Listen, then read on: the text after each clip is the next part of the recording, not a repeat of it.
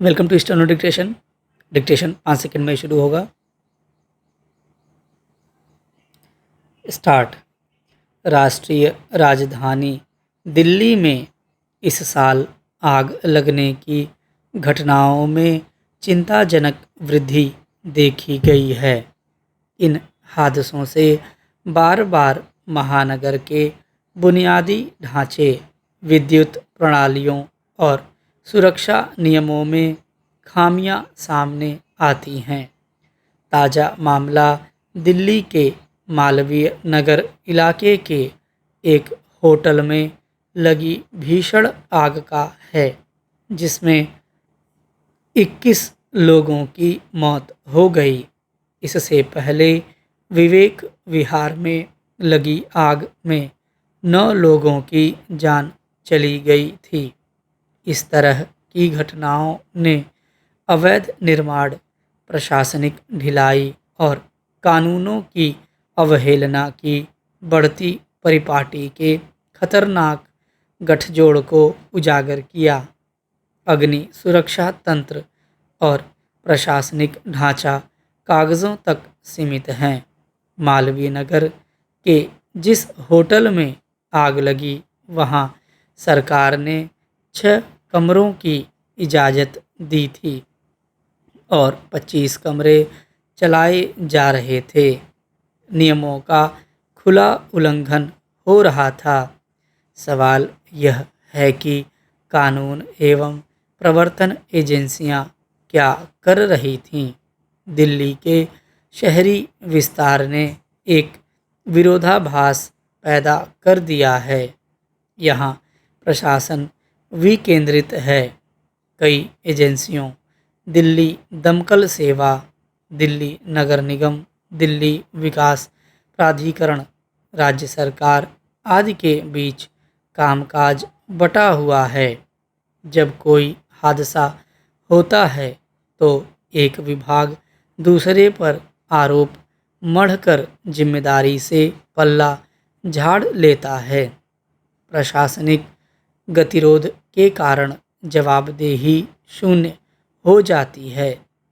संकरी गलियां, अनधिकृत निर्माण, एक ही प्रवेश एवं निकास द्वार और अग्नि अनापत्ति प्रमाण पत्र के बिना काम चलाना आम बात है। सख्त कानूनों के बावजूद जमीनी स्तर पर भवन निर्माताओं और अवैध संचालकों में नियमों के पालन का कोई डर नहीं है। कई इमारतें और अन्य बुनियादी ढांचा परियोजनाएं जो अवैध होती हैं, उनमें अक्सर अग्नि सुरक्षा नियम का ध्यान नहीं रखा जाता। अग्नि सुरक्षा को दरकिनार किया जाना भी गंभीर चिंता का विषय है। इस तरह के हादसे प्रशासनिक और नागरिक लापरवाही का जीता जागता प्रमाण है। सवाल उठता है कि अनियोजित विस्तार की अंधी दौड़ में जान माल से समझौता कब तक होता रहेगा? नगर निकायों से संबंधित नियम शहरी सुरक्षा की रीढ़ होते हैं।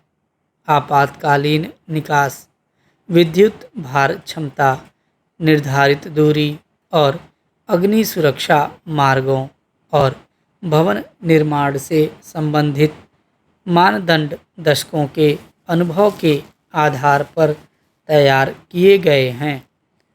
इनका उल्लंघन इमारतों को मौत के जाल में बदल देता है। सुविधा, प्रतिष्ठा या लाभ की लालसा में कानूनों को दरकिनार करने की प्रवृत्ति हादसों को निमंत्रण देती है। कायदे से नियमों को सख्ती से लागू किया जाना चाहिए। इन्हें ताक पर रखकर इमारत बनाने वालों और रिश्वत लेकर उन्हें मंजूरी देने वाले अधिकारियों पर सख्त कार्रवाई की जानी चाहिए। नागरिकों की सुरक्षा को प्राथमिकता देना जरूरी है। नगर निकायों को नियमों के अनुपालन प्रक्रिया को अधिक पारदर्शी और सुलभ बनाना चाहिए। शहरी आवास के बदलते स्वरूप भी चिंताजनक हैं। शहर आधुनिक विलासिता तो चाहता है, लेकिन अक्सर सुरक्षित जीवन के मूलभूत सिद्धांतों की उपेक्षा करता है।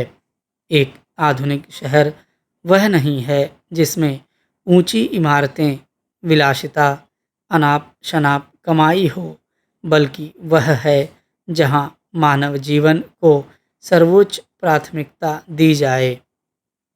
विचित्र बात है कि विवाह के बाद समाज बेटियों को परिवार से अलग मान लेता है, जबकि बेटियां माता पिता के प्रति अपना दायित्व बखूबी निभाती हैं और ज़रूरत पड़ने पर उनकी देखभाल करती हैं। हालांकि प्रतिकूल परिस्थिति में वे आश्रित भी रहती हैं। ऐसे में परिवार की परिभाषा में उनको शामिल न करना न केवल समानता के सिद्धांत के विपरीत बल्कि अन्यायपूर्ण भी है। गौरतलब है कि इलाहाबाद उच्च न्यायालय के एक फैसले को रद्द करते हुए बीते मंगलवार को शीर्ष न्यायालय ने व्यवस्था दी कि बेटी को अनुकंपा के आधार पर नियुक्ति से बाहर नहीं रखा जा सकता और परिवार की परिभाषा में उन्हें शामिल न करना मनमाना, अनुचित तथा संवैधानिक रूप से अस्वीकार्य है। न्यायमूर्ति पी.एस. नरसिम्हा और न्यायमूर्ति आलोक आराधे की पीठ ने उच्च न्यायालय के उस आदेश को रद्द कर दिया जिसमें कहा गया था कि अनुकंपा के आधार पर नियुक्ति के उद्देश्य से परिवार की परिभाषा में विवाहित बेटी शामिल नहीं है। इस पर एक मृत राशन विक्रेता की बेटी ने आदेश को चुनौती दी, जिसमें अनुकंपा के आधार पर उचित मूल्य की दुकान के डीलर के रूप में नियुक्ति के उसके दावे को खारिज कर दिया गया था। इस परिप्रेक्ष्य में शीर्ष अदालत ने याद दिलाया है कि विवाह न तो बेटी और माता पिता के बीच बंधन को समाप्त करता है और न ही आश्रित नहीं होने का वैध आधार प्रदान करता है। दो मत नहीं कि परिवार में बेटे बेटियों के समान अधिकार हैं। इसे स्वीकार करना होगा और बेटियों के अधिकारों का हमें विशेष ध्यान रखना होगा। अदालत का यह कहना उचित है कि निर्भरता एक तथ्यात्मक प्रश्न है। इसका निर्णायक निर्धारण नहीं किया जा सकता। निस्संदेह परिवार की परिभाषा में वैवाहिक स्थिति से ऊपर उठकर परस्पर निर्भरता को भी समझने की जरूरत है। इसे इस संदर्भ में भी देखना चाहिए कि जब विवाहित पुत्र परिवार का हिस्सा होता है तो विवाहित बेटी से किस आधार पर भेदभाव किया जा सकता है। शीर्ष न्यायालय ने इसी असमानता को दूर करने का संदेश दिया है। इससे बेटियों के अधिकारों की सुरक्षा एक बार और सुनिश्चित हुई है। विचित्र बात है कि विवाह के बाद समाज बेटियों को परिवार से अलग मान लेता है, जबकि बेटियां माता पिता के प्रति अपना दायित्व बखूबी निभाती हैं और ज़रूरत पड़ने पर उनकी देखभाल करती हैं। हालांकि प्रतिकूल परिस्थिति में वे आश्रित भी रहती हैं। ऐसे में परिवार की परिभाषा में उनको शामिल न करना न केवल समानता के सिद्धांत के विपरीत बल्कि अन्यायपूर्ण भी है।